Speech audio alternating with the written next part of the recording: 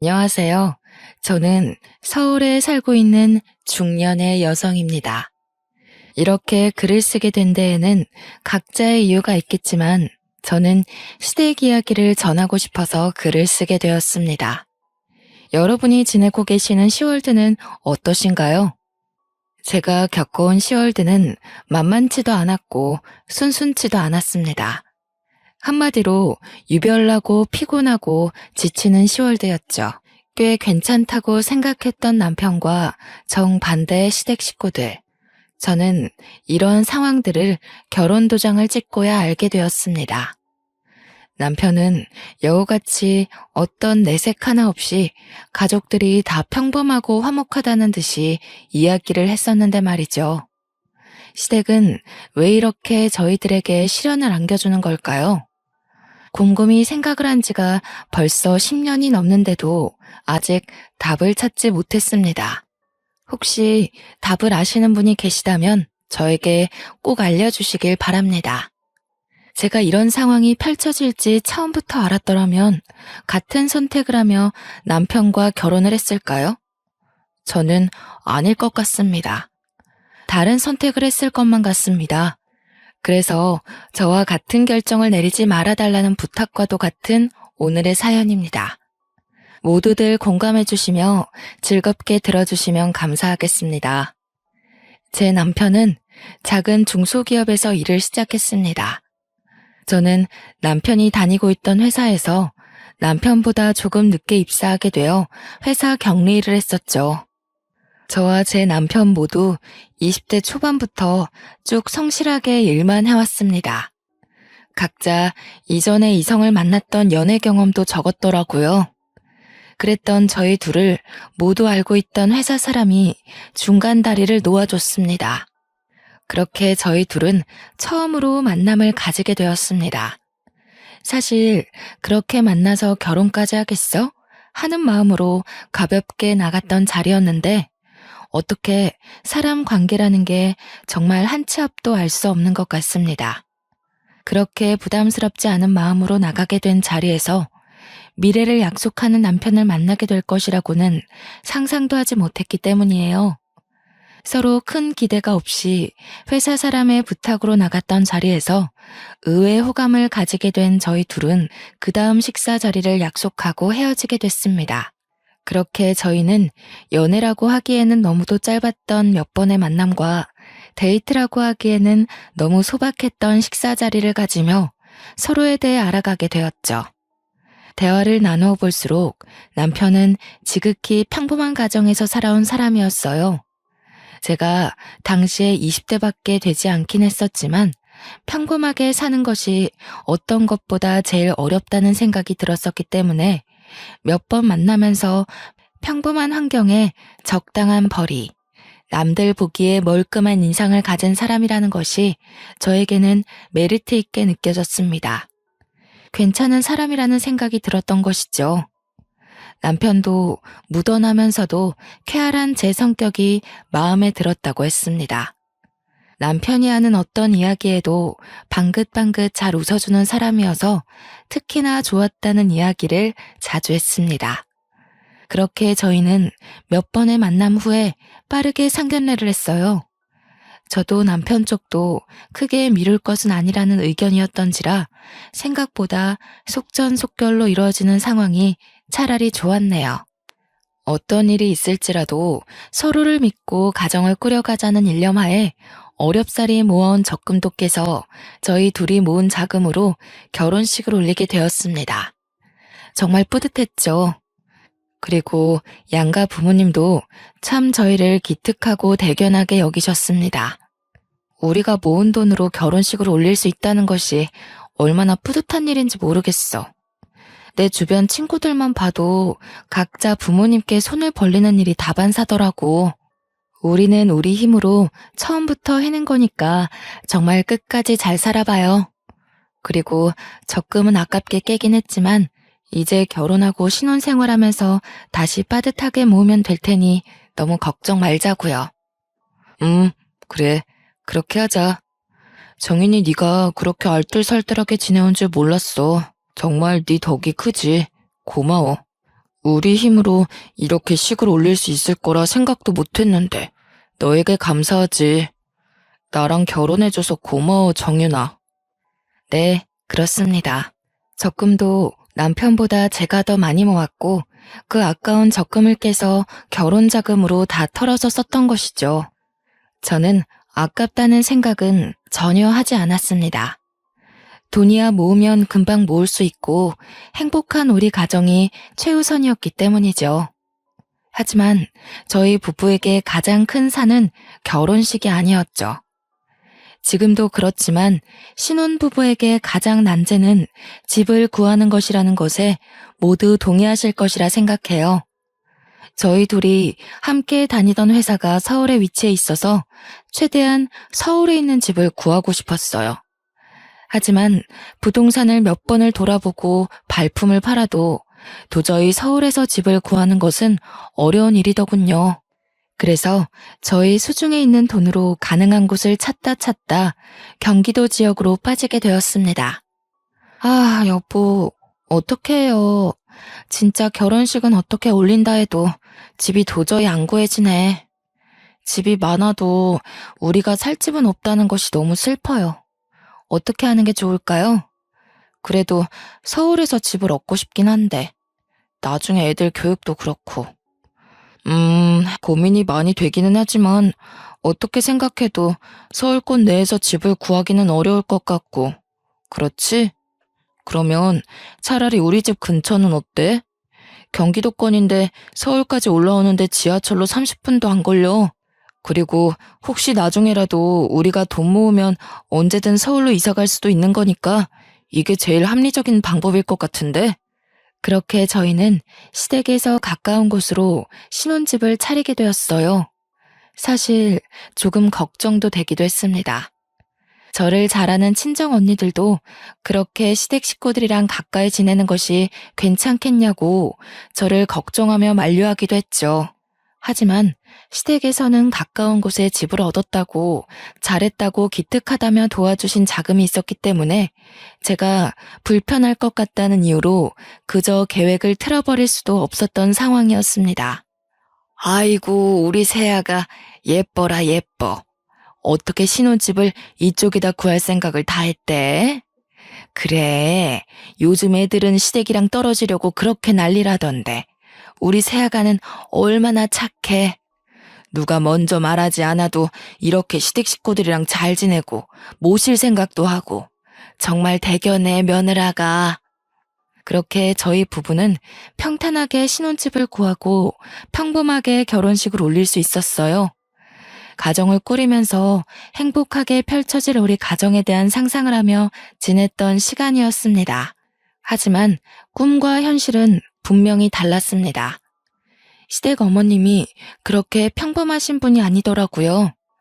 상견례 자리에서나 결혼식을 준비하며 몇 번 만나 뵈었을 때 어머님의 모습은 진짜 어머님의 본 모습이라고 하기 어려운 가면을 쓴 모습이었어요.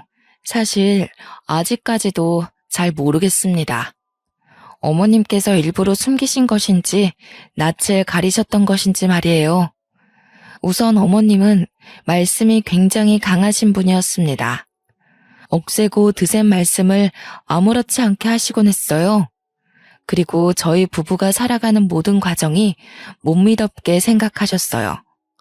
저희 가정에 참견하시는 정도가 정말 도를 지나치다 못해 선이 없었습니다. 저는 우선 집에서 막내로 살아왔기 때문에 밥을 하거나 반찬을 다양하게 만들어 본 경험이 적었어요. 신혼 초에 그래도 남편 맛있게 밥을 지어주겠다며 요리 학원을 다니기도 했었지만 그 사실을 알게 된 어머님께서 도대체 음식을 돈 주고 배우면 얼마나 배운다고 당장 그만두고 CME 둬서 뭐하냐는 이야기로 혼을 내셔서 바로 그만두고 그날 이후로 어머님께 직접 요리를 배우고 있었습니다. 아니, 얘는 돈 아까운 줄도 모르고 음식 그 몇 개 만든다고 그걸 돈 주고 배우니? 참 요즘 젊은 애들 생각도 짧지. 얘, 그 돈 있으면 우리 옷이라도 하나 사다 줘라. 그 요리 학원 그렇게 비싸다던데 며느라가 금전적으로 여유가 좀 있나 보다. 힘든 줄 알았는데 아니었네. 우리 아들만 고생하고 밥 못 먹고 사는 건 아니었나 싶기도 하고. 사실 저도 남편과 함께 출퇴근을 하고 있는데 퇴근 후에 따로 시댁을 찾아가서 어머님께 요리를 배우고 그날 만든 음식을 그대로 싸서 저희 집으로 가져가는 것 정말 쉽지 않았습니다. 게다가 어머님께서는 아들내미 밥 먹이는 거 식지 않게 따뜻하게 먹여야 한다면서 꼭 저를 그렇게 닥달하시고 굼뜨다고 빨리빨리 챙겨서 어서 가라 이야기를 하시곤 했어요. 저도 이 집의 식구가 된 건데 아들만 챙기시는 어머님. 마음이 울적했지만 남편을 생각해 주시는 마음은 한편으로는 감사했고 어머님도 피곤하실 텐데 제가 요리하는 것을 알려주시는 것도 감사한 마음도 있었기 때문에 그냥 그러려니 넘어가려 노력했답니다.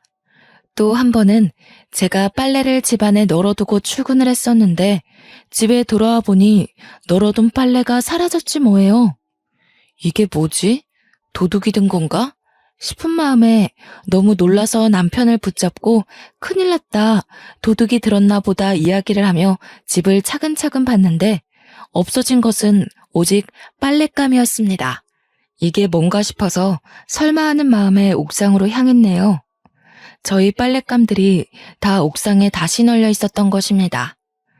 너무 충격을 받은 저는 이게 무슨 상황인가 싶어서 넋을 놓고 있었는데 생각해보니 저희 집 열쇠를 가진 사람은 저와 남편뿐이었습니다. 남편에게 혹시 몰라 이야기를 했어요. 여보, 나는 다른 사람한테 열쇠 준 적 없는데 당신 혹시 다른 사람한테 열쇠 준 적 있어요? 그게 미리 말했어야 하는 건데. 남편이 그렇게 뜸을 들이며 하는 말이 더 가관이었습니다. 시댁 어머님께 열쇠를 카피해서 넘겨드렸다는 거예요. 그것도 제 의사도 묻지 않고 그냥 그렇게 넘겨드렸다는 사실이 참 놀랍고 기가 찼습니다. 아니 여보, 그게 무슨 소리야? 나한테 그런 이야기 한 적 없잖아. 그게 어쩌다가 그렇게 되어버렸네. 엄마가 우리 집 살림 좀 도와주겠다잖아. 도와주시겠다는 것을 싫다고 거절할 수도 없고. 당신한테 말했다가는 당신이 팔짝 뛰면서 싫어할 게 뻔하고. 아니, 그렇다고 해도 나한테 아무 이야기도 없이 그렇게 마음대로 할 일이야 그게? 집 열쇠를 드리는 게? 드렸으면 드렸다고 나중에 말할 수 있었잖아. 도대체 여보는 나랑 사는 거야, 어머님이랑 사는 거야? 그렇게 저희 부부는 부부싸움이라는 것을 하게 되었습니다. 아주 자연스럽게 주로 시댁 문제로 말이죠. 저희 부부 사이 문제로 싸웠다면 억울할 것도 없습니다. 서로 고치고 서로 잔소리하며 맞춰나갈 문제이기 때문이에요. 하지만 예상치 못했던 시어머니의 참견은 끝이 없었어요. 가장 이해하기 어려웠던 사건을 소개해드리려 해요. 시댁과 가까운 곳에 신혼집을 차려서 이사를 갔음에도 주택에서 지내시던 시댁 어머님이 방을 내어줄 테니 집으로 들어오라는 말씀을 하셨습니다. 동시가, 며느라가, 어차피 이렇게 가까이 지낼 거 뭐하러 그 집서 고생을 사서 하니? 돈은 돈대로 나가고 그냥 우리 사는 집에 들어와. 방도 동식이 살던 방 하나도 안 치우고 그대로 있어서 며느라가 집만 챙겨서 몸만 들어오면 된단다. 같이 살면 얼마나 좋니? 밥도 오손도손 먹고 이야기도 많이 하고. 너희 직장 다니면서 피곤하잖니? 애미가 되어서 밥 좀 차려주고 따스한 음식 먹이고 빨래도 하고 챙겨주고 싶어서 그렇지. 너희 고생 덜 시키려고. 어머님께서는 저희를 덜 고생시키고 더 배려해 주시려는 마음이시라고 하더군요. 하지만 저는 도무지 이해가 어려웠습니다. 시댁과 이만큼 가까이 지내게 된 것도 엄청난 고민 끝에 들어오게 된 것이기 때문이죠. 어머님께서는 어디까지 원하시는 것인지 들어와서 사시는 것까지 원하시다니. 달콤할 것만 같았던 신혼생활은 어느새 불편한 현실이 되었고 저희 부부는 끊임없이 삐걱거리며 부부싸움을 했었죠. 여보, 어머니 얘기는 이해가 되긴 하지? 어떻게 생각해? 맨날 부정적으로 생각하지 말고 대화를 해보자, 이성적으로.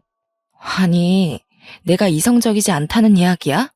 그리고 대화를 시작하기도 전에 내가 부정적이라는 이야기를 못 박아버리면 내가 무슨 이야기를 어떻게 하라는 거야? 우리 결혼한 지 얼마 됐어? 10년이 된 거야, 20년이 된 거야? 아직 신혼이잖아, 우리. 어머님 댁에 가까이 지내는 것만으로도 충분히 스트레스 받으면서도 감사하게 잘 지내고 있는데 내가 어떻게 더 양보하라는 거야? 그래, 당신 마음이 서운한 거야, 알겠어. 그거 모르겠다는 거 아니잖아. 어머니가 왜 들어오라고 하시겠어? 거리도 가깝고 어머니가 왔다 갔다 하시면서 우리 집안 살림 도와주시고 밥 해주시고 그러면서 전셋집 살아갈 바에 그 돈은 빼서 우리 비상금으로 갖고 있고 나중에 더 좋은 집 사면 되잖아. 생활비도 아끼고 엄마 밥 먹고 얼마나 좋아? 퇴근하고 편안하게 쉴 수 있는 거잖아. 우리 지금 퇴근하고 얼마 못 쉬고 집안일 하다가 지쳐서 자잖아. 이게 뭐야? 아니 그래서 어머님 댁으로 들어가겠다고? 귀엽고 그러시겠다는 거지? 부부싸움을 하는 것도 지치는데 남편은 진짜 남의 편인지 뭔지 자기 엄마 편을 그렇게 들어대는 것이었습니다. 아니 신혼인데 적어도 이 짧은 시기만이라도 제 편을 들어줘야 하는 게 맞지 않나요? 남편 꼬락서니가 너무 화가 나고 열이 받았어요. 남편은 계속 시댁 어머님께서 당신 생각이 분명히 있어 불렀을 거라며 끝까지 엄마 편을 드는 거예요. 저는 그래 좋다, 네 맘대로 해라 하는 심보로 화가 나서 친정언니네로 피신을 했어요. 언니, 나 진짜 너무 힘들어. 도대체 시댁이란 게 원래 이런 거야? 이렇게 피 말리는 게 시댁인가? 우리 엄마도 우리 집 열쇠 안 갖고 있는데 왜 시어머니만 우리 집 열쇠를 갖고 있어야 해? 내가 왜 다 참아야 하고 남편 좋으라고 요리학원 다니는 것도 그만두고 시어머니 밑에서 눈치 보며 요리를 배워야 하는 거냐고. 정말 이해할 수 없어 미치겠다니까. 열불이 나서 참지 못하겠다는 얼굴로 계속 볼멘 소리를 퍼부어대는 저의 모습을 보고 무뚝뚝한 친정언니도 어느새 제 편을 들어주며 같이 욕을 해주더라고요. 그게 얼마 만에 시원한 마음이었는지 모르겠더군요. 저희 언니, 제 편 그렇게 쉽게 들어주는 사람이 아니었거든요. 결혼할 당시에도 어떤 살림살이도 보태준 것 없이 혼자 힘으로 해야 끝까지 씩씩하게 잘 사는 것이라며 덕담만 해주었던 언니였기 때문이에요. 그렇게 제 입장을 이해해주는 언니와 살아갈 수만은 없는 입장이었습니다. 회사에 가면 남편을 마주하고 아빠를 찾는 저희 아이는 어떻고요? 그래서 저도 작심하고 어머님과 남편 둘에게 제대로 된 대화를 해야겠다 마음을 먹었습니다. 어머님 생각에는 우리 부부가 둘 다 힘들게 맞벌이를 하고 있는 게 안쓰럽다는 입장이셨어요. 남편과 싸우면서 나누었던 대화, 동일하게 시어머니 입을 통해 듣게 되었습니다. 일 다녀오면 얼마나 지치니? 집안일 하기 힘들고 피곤할 테니 그냥 시댁으로 들어오면 편하게 밥 먹고 잠자고 얼마나 좋니? 그렇게 편하게 지내라는 의미였지 다른 건 아니었단다. 그렇게 분을 낼 일은 아니라는 생각인데 세아가? 남편이랑 너무 그렇게 날 세우며 싸우지 마라. 난 보기 안 좋다. 하지만 제 입장에서는 결혼한 지 얼마 안 되는 신혼에 곧 태어날지 모르는 아이가 생길 수 있는 것이기도 하고 시댁으로 들어가게 되면 어머님, 아버님 눈치를 볼 수밖에 없는 상황이었습니다. 쉬는 게 아닌 것이죠.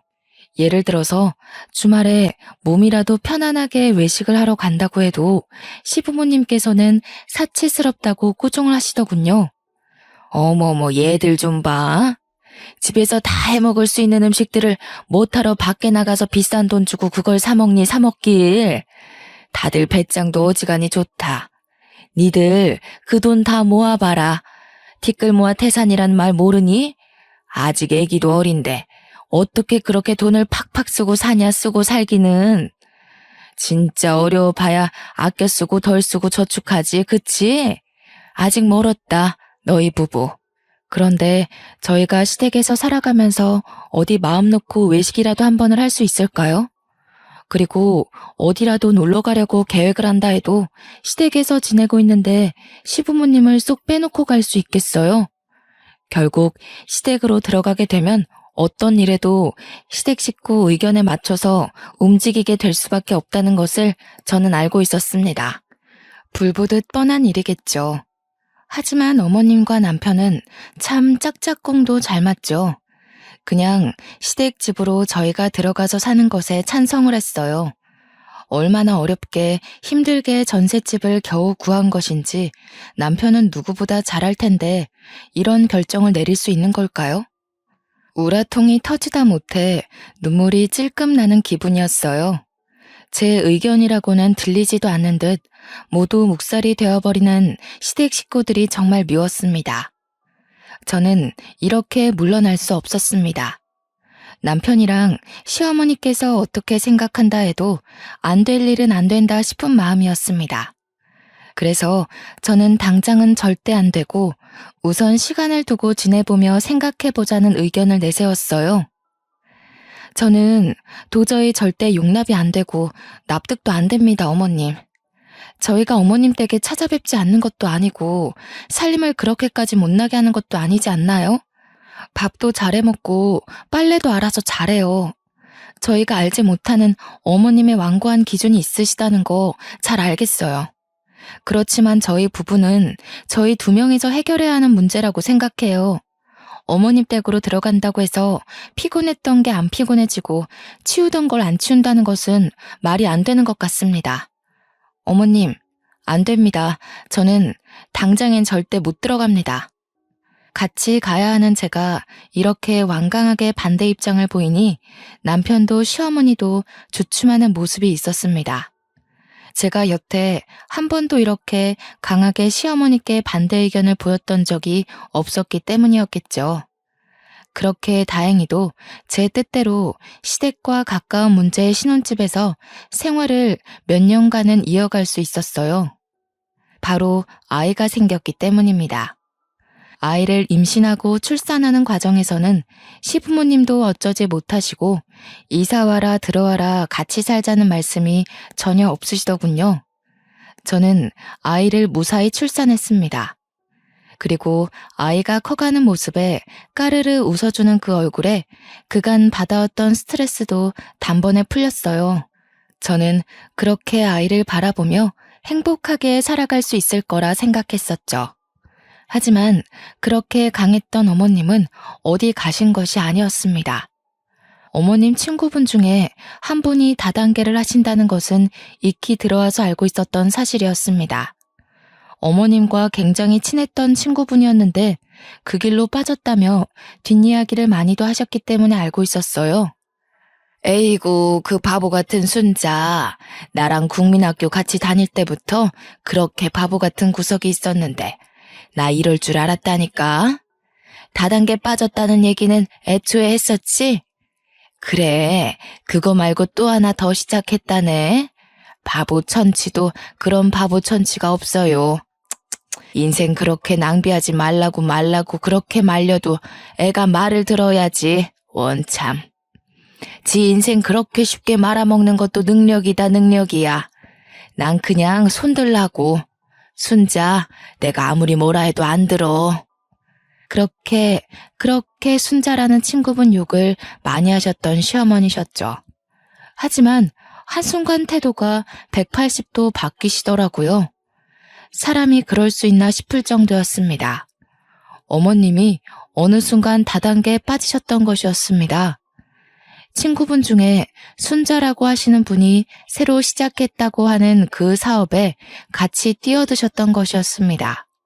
하지만 어머님께서는 그 일이 다단계라는 사실을 전혀 인식하지 못하셨죠. 아니, 내가 그렇게 순자 욕을 했었는데 내가 미쳤었지. 순자 좋은 일 하고 있더라고. 무슨 사회공헌? 그런 것도 하고 돈을 겁나게 쓸어 모으던데 알고 보니 누이 좋고 매부 좋은 그런 일을 하고 있더라고. 나도 돈 벌고 순자도 돈 벌고 같이 돈 벌고 같이 부자 되는 그런 일이었어. 진짜 내가 멍청했지. 나쁠 게 하나 없는 괜찮은 일이었는데 이제야 시작하다니. 아이고 아까워라. 이런 말씀을 하시면서 은근히 투자에 대해 말씀을 하시는 것이었습니다. 시작은 이미 하셨는데 더 나은 투자를 받아서 파일을 키우고 제대로 해보고 싶으시다는 것이었습니다. 그러면서도 저희 부부에게 투자금을 조금만 빌려달라고 하시는 거예요. 저는 당연히 결사반대했습니다. 어머님께 그런 식으로 말씀드리면 안 되는 것은 알고 있었지만 직설적으로 다단계에 대해 안 좋은 이야기를 직접 말씀드렸고요. 어머님, 지금 무슨 일을 하고 계신지 알고 계세요? 그 좋다는 거 다단계예요, 다단계. 다 허울만 좋은 사업이지 다단계라고요, 어머니. 어머님 친구분이 다단계 하신다고 그렇게 욕하시고 미워하고 걱정하셨던 건 생각 안 나세요? 그런데 어떻게 이렇게 갑자기 투자까지 위험하게 하시면서 다단계를 해보시겠다는 거예요? 정신 차리세요, 어머님. 진짜 저희 집안 다 말아먹으면 어머님께서 책임지실 수 있으세요? 있는 재산 없는 재산 다 눈앞에서 한순간에 사라질 수 있는 심각한 일이에요, 어머니. 진짜 그만하셔야 해요. 저는 남편에게도 호소를 했어요. 어머니께서 다단계에 빠지신 것 같으니 어서 그만두시라고 해야 한다고 말이죠. 사실 초반에야 누구든 호기심으로라도 시작을 할 수 있다고 생각해요. 하지만 나중에 되어서는 내가 감당할 수 없는 눈덩이처럼 빚이 불어나기 마련이죠. 그렇기 때문에 더욱 빠져나오기 어려울 것이 뻔했습니다.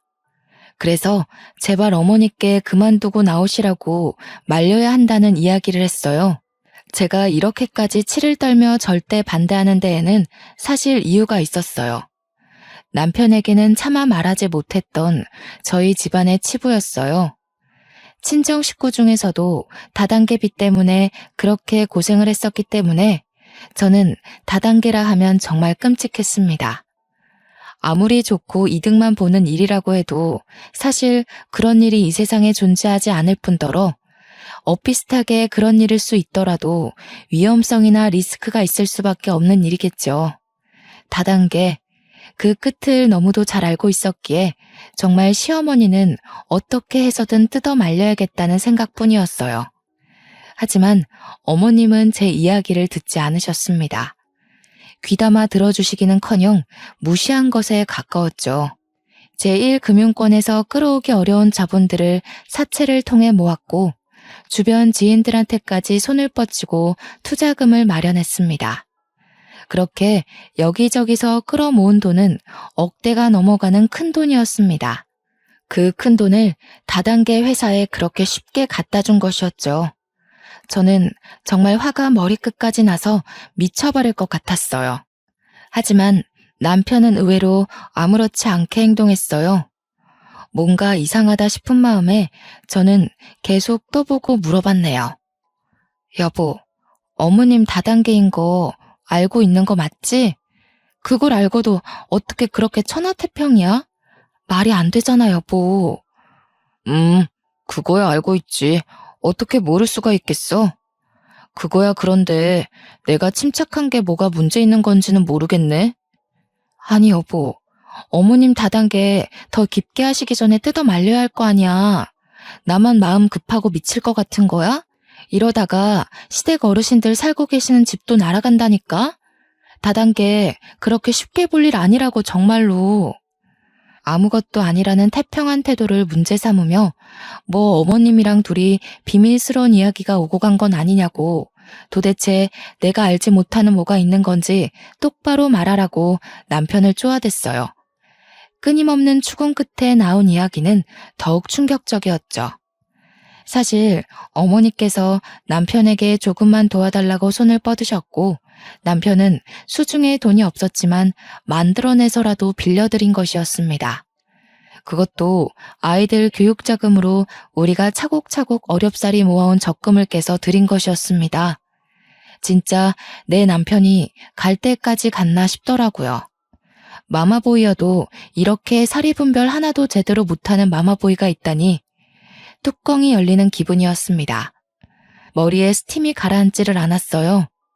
저희 부부 둘 다 그렇게 벌이가 넉넉하지도 않고 어렵사리 쪼개고 쪼개서 생활비 덜 쓰고 덜 먹으며 미래를 위해 모아온 돈들인데 어떻게 그렇게 쉽게 어머님께 내어드릴 수 있는 걸까요? 아프시거나 급하게 일이 생기신 것도 아니고 이 돈을 시어머니 다단계 투자금에 드리는 것이 최선이었을까요? 저는 도무지 이해할 수 없었어요. 믿기지도 않았습니다. 저는 남편에 대한 신뢰가 와장창 모조리 깨져버렸어요. 어머님이 다단계에 깊게 빠지시면서 끊임없이 돈을 더 필요로 하셨죠. 사채업자로부터 독촉이 심해졌던 것도 그 시기였습니다. 그러다가 저희 부부에게까지도 사채업자가 쫓아와서 돈 갚으라고 난리치는 상황이 벌어지게 되었습니다. 저희 아이들에게만큼은 이런 모습을 정말 보이고 싶지 않았던 것인데 말이죠.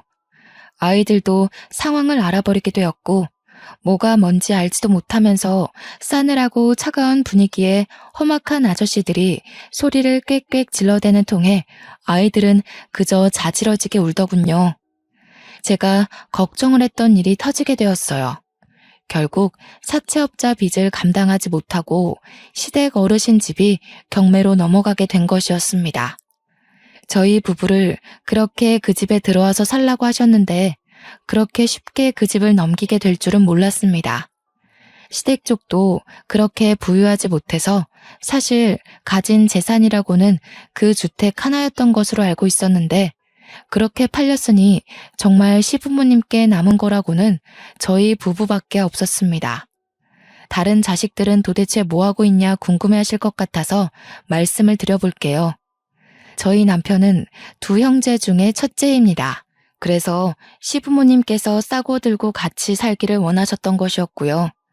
그리고 막내 동생은 대학교를 나오지 않고 노래로 성공하겠다며 배짱이처럼 노래만 부르며 지내는 중입니다. 돈이라는 것을 자기 힘으로 벌어본 경험이라고는 없는 분이었죠. 그렇게 시부모님께 붙어서 생활비 아끼며 살아갔던 것이었습니다. 상황이 이렇기 때문에 시부모님이 기대실 곳이라고는 저희 집뿐이었던 것이죠. 하지만 저희 집이라고 녹록치 않은 상황이었습니다. 우선 모아둔 적금이라고는 이미 남편이 저 몰래 어머니께 가져다 드렸고 살고 있는 집도 전셋집에 겨우 연명하며 살아가고 있었어요.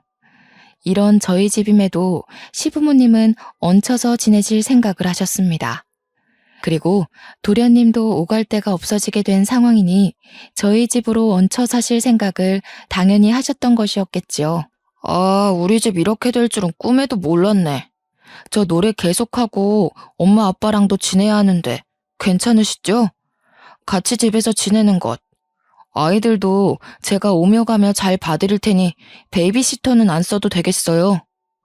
되려 인심 써주듯 아이를 봐주겠다는 이야기를 하며 봉창 두드리는 소리를 하는 도련님을 보며 속이 더 타들어갔습니다.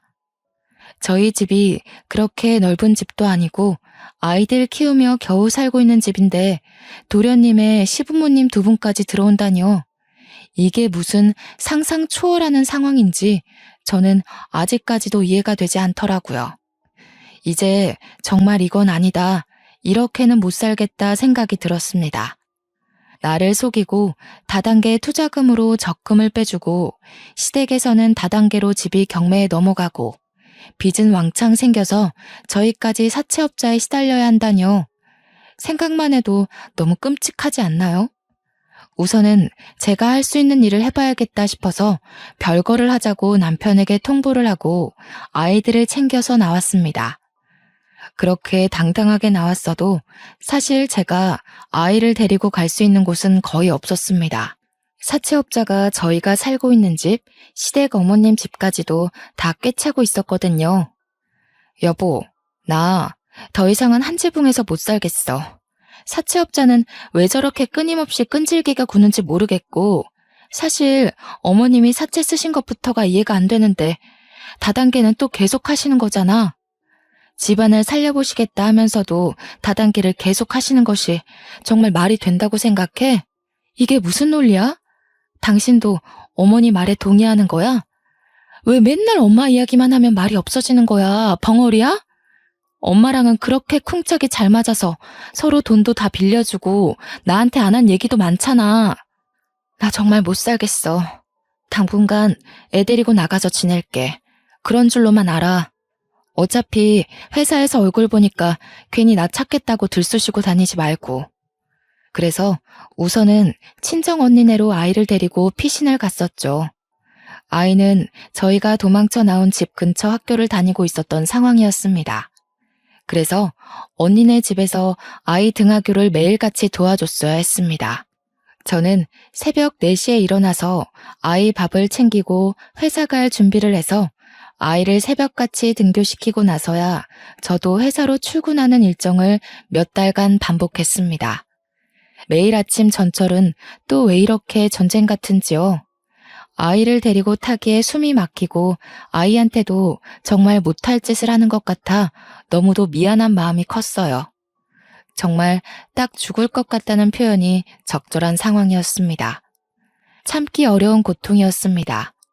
아이를 키우는 것부터 별거하고 있는 상황에서 회사에 출근하면 남편 얼굴을 마주해야 한다는 것이 힘들었습니다.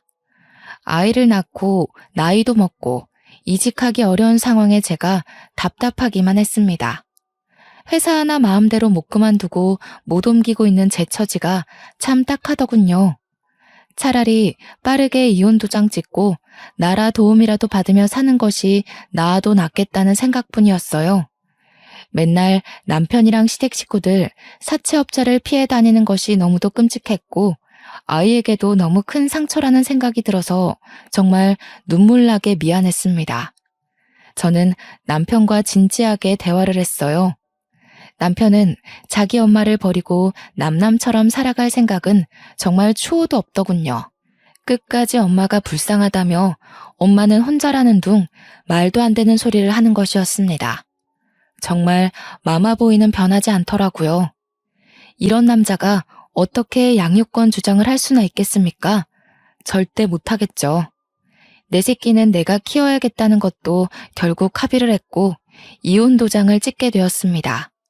저는 이혼으로 제 결혼을 끝마치게 될 것이라는 것은 예상하지 못했던 일이었어요. 저에게 이런 일들이 벌어질 것이라는 것도 생각해 본 적도 의심해 본 적도 한 번이 없습니다. 하지만 이혼으로 끝을 마친 것은 개인적으로는 마음 아플 수 있는 일이었지만 저와 제 자식에게는 새로운 계기이고 시작이고 출발이 되었습니다. 저는 이혼 후 곧장 퇴사를 했습니다. 사실 무서웠습니다. 이 회사만 다닌 지 벌써 10년이 넘어가는데 사회생활은 이 한 회사에서만 해왔는데 일이라고는 격리 업무밖에 알지 못하는데 말이죠. 용기를 냈습니다. 제 새끼를 키워야겠다는 다짐은 어떤 일이라도 할 수 있게 저에게 큰 동기부여가 되었습니다. 더 맛있는 음식을 먹이고 더 좋은 옷을 사입히고 더 좋은 학원을 보내고 교육을 받게 하리라 다짐을 하며 열심히 살았네요. 초반에는 정말 닥치는 대로 일을 했습니다.